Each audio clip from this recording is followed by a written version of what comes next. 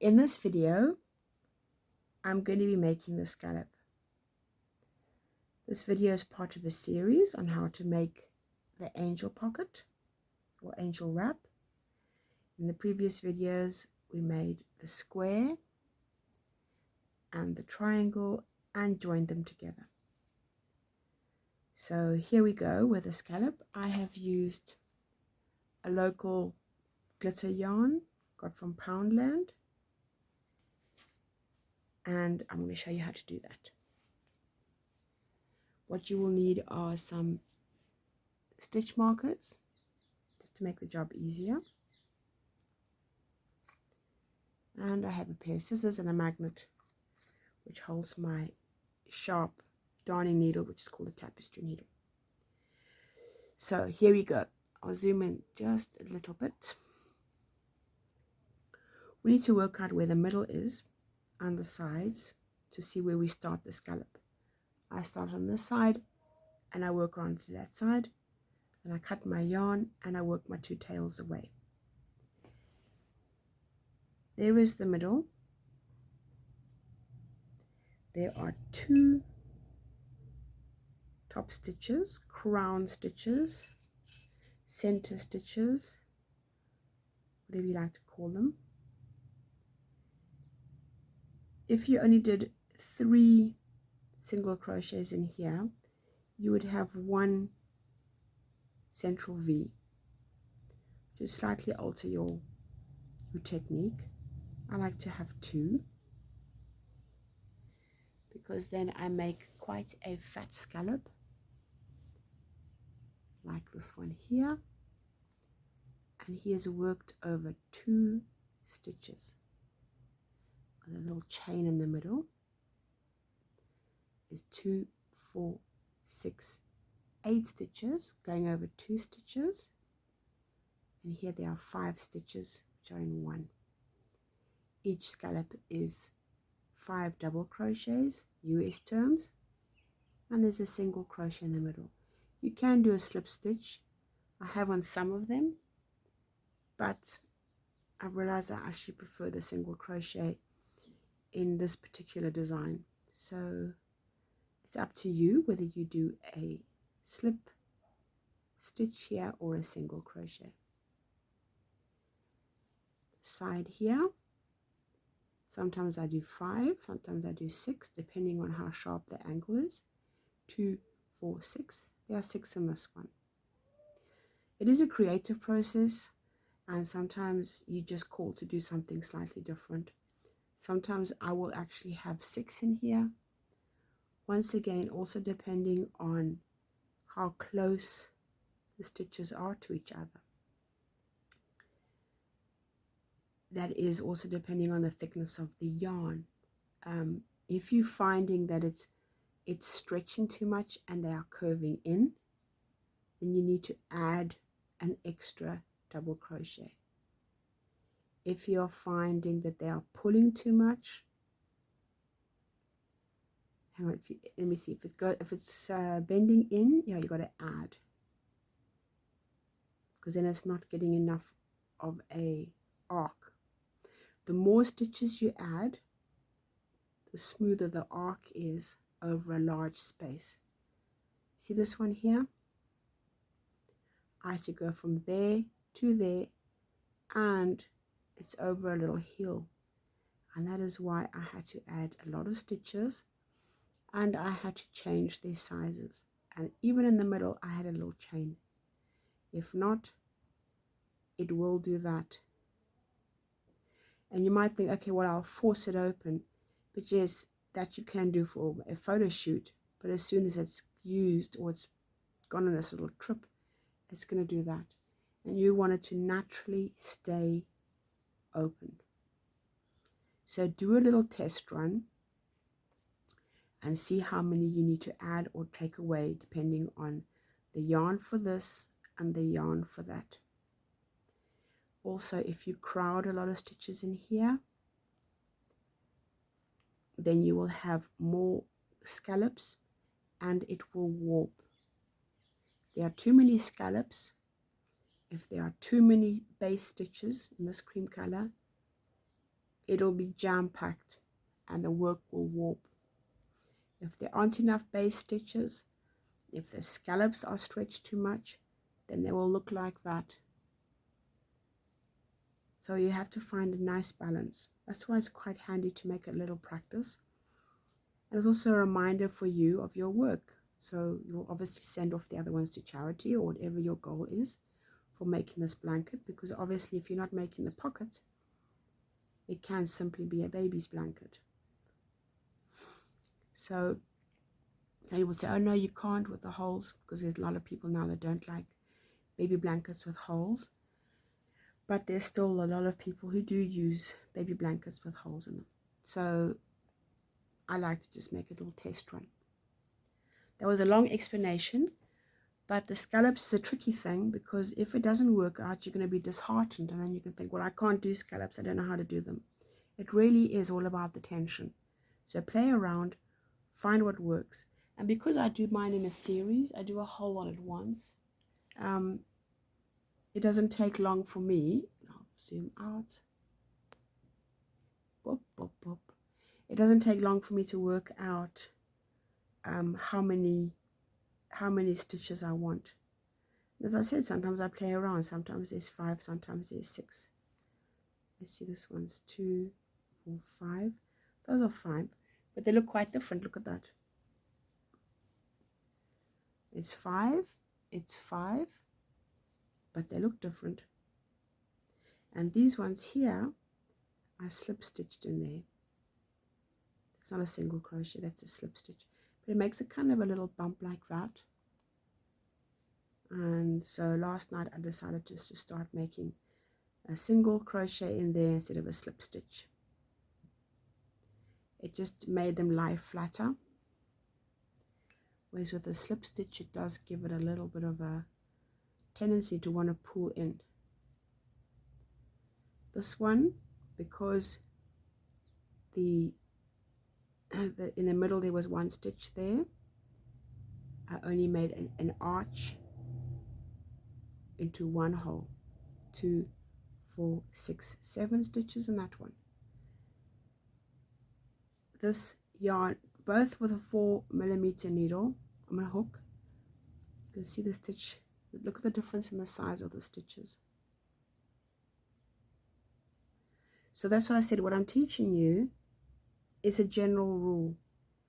You need to experiment, you need to play around and see actually what does suit you, because it will differ with every yarn. And even if your hook size changes, it will differ. So don't be despondent, don't lose heart, just play around. You might have to pull out a couple. Play around until you find the right one. And then I'm using all different balls of different yarns. Even these 2 whites are different. They might look identical, but they're not actually. This one's quite stiff, this one's soft. And they produce different results. Okay, so where was I? I know it's a long winding explanation, but scallops, a lot of people just don't like them. They get frightened off. So here we are back, and it's 8 minutes later. My son says I tend to ramble in my WhatsApps, so I tend to ramble in my videos too. We are counting in groups of 4. Now that is going to be a scallop. Then the group of 4, 1, 2, 3, 4. That is going to be the middle of the scallop, the large part. And the middle of that is going to be the single crochet. 1, 2, 3, 4. 1, 2, 3, 4.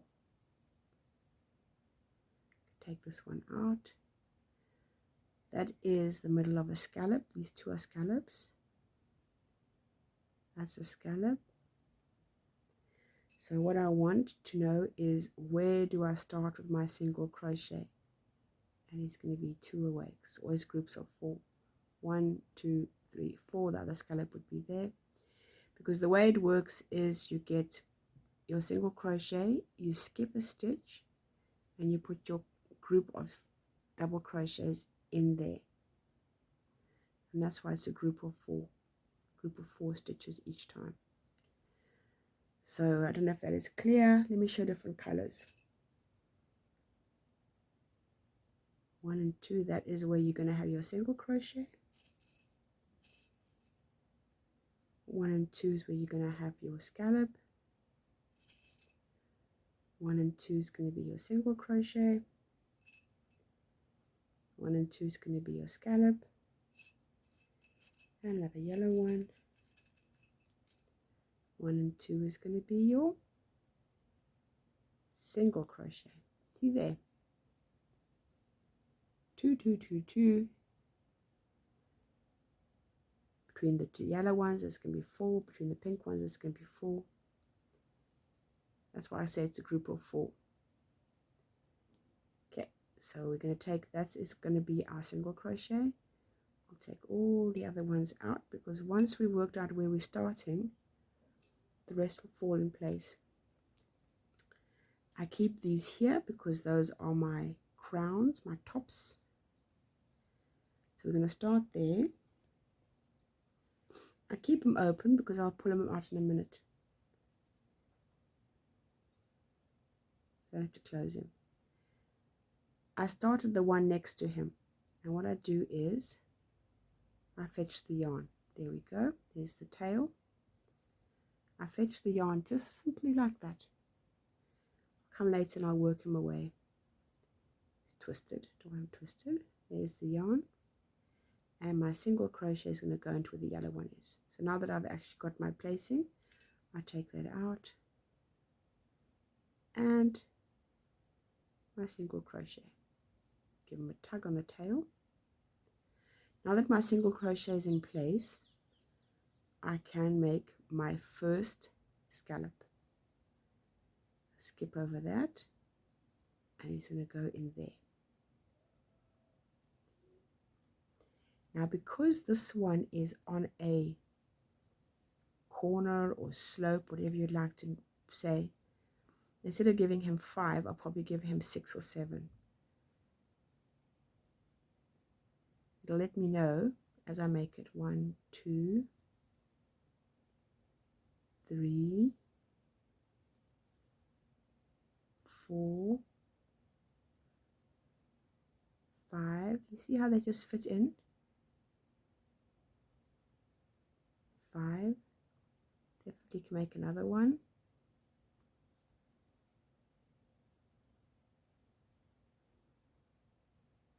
6. If I pull him down, will he bend? Yeah, he's bending a bit. See how he's bending?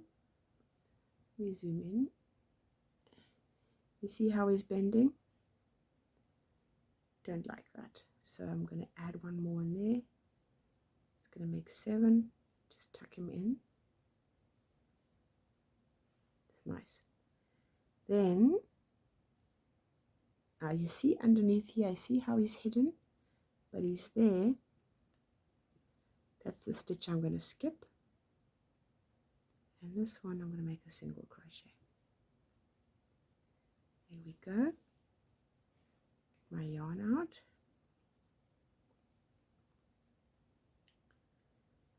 Skip a stitch, and in the next one, 1, 2,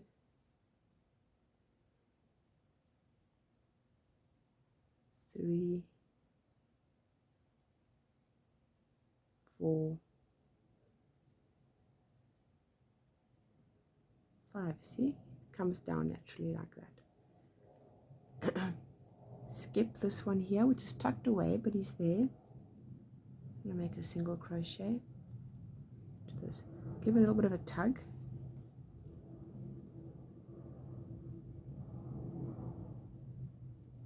One, 2, 3, 4, 5. Skip one, single crochet, bit of a tug. Now we've come to the crown, to the top. You can just check your work. Are you happy? Are they lying beautifully flat? Yes, they are. Very happy with that look. Okay. So I know where I'm working into the next two, skipping the stitch here. Take them out.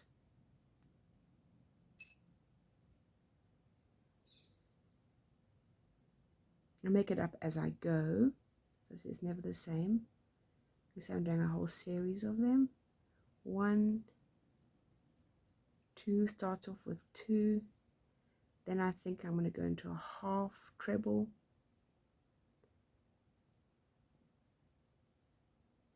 Then I'm going to go into a treble. This is US terms, not UK terms. 1, 2, 3, chain.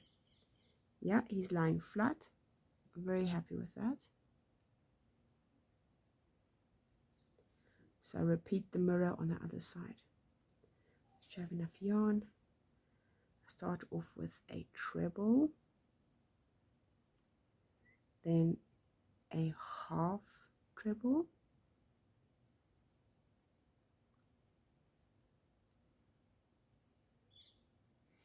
and then 2 doubles.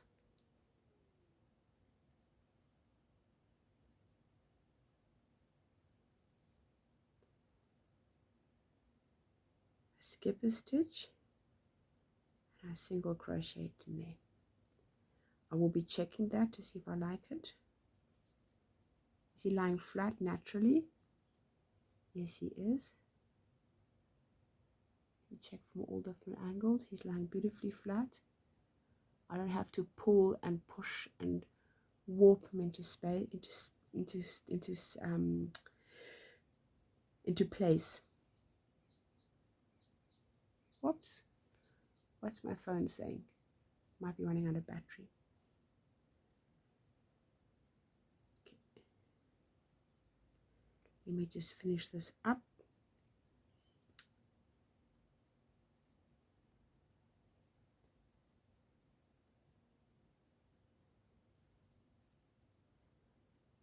Go, 5,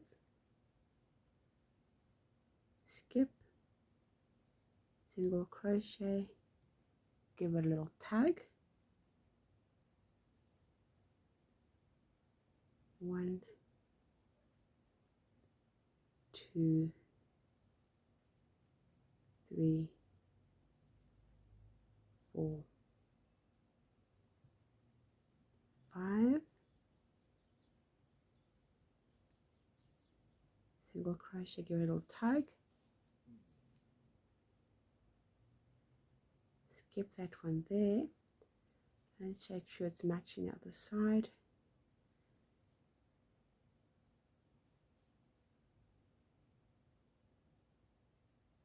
Yeah, it's fine. What I'm going to do is skip that, and then this one I must make 7, remember, to the same as the other side. 1, 2, 3, 4, 5, 6, 7. That little one is really hidden underneath there, but you must count him. And single crochet in place.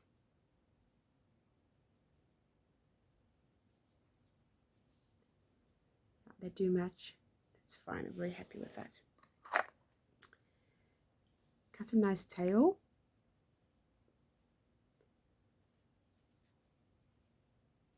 And then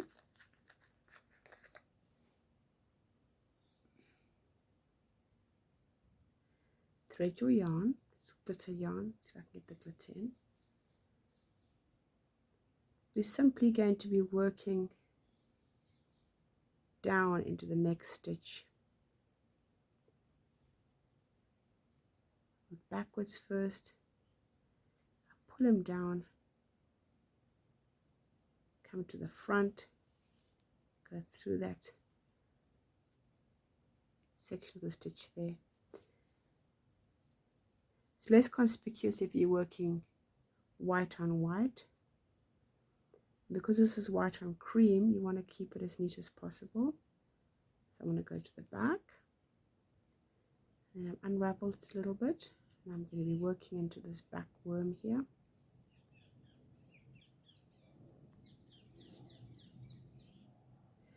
It's a bit tricky because when I unravel, it tends to want to ravel up before I've pulled it through.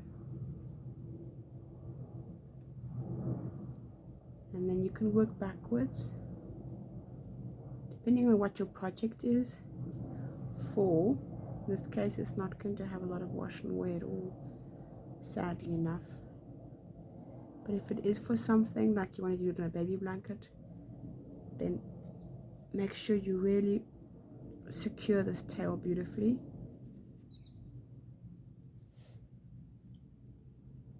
Cut it off. Now we go to the front, and we're going to thread the yarn, try and catch the glitter. You're just going to work into the back of the stitch. You want to anchor it in place. You can even fold it over. It is the back. You can fold it over the loop you've just worked. Try and catch the yarns as you come through.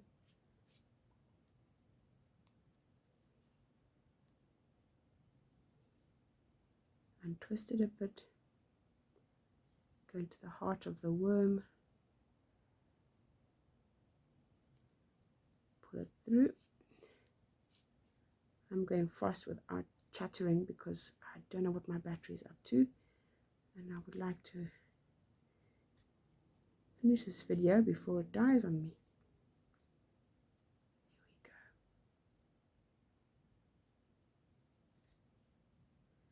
Here we go. Then I'm going to go one more time for the rule of three directions for the yarn tail when you work it away.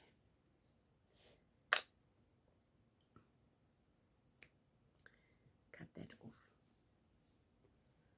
There we go. There's a miniature.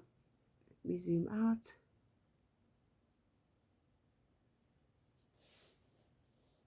Where is the...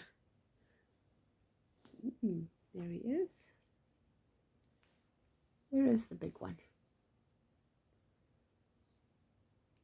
Well, I really hope that you have enjoyed this series and that you have learned something and that it has been a help in some way or another.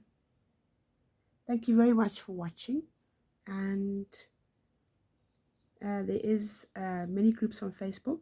If you are making them for charity and you want to donate them, then there's Handmade for Preemies or Handmade for Angels UK, and Needles and Hooks Angels and Preemies, the abbreviation NAP, NHAP.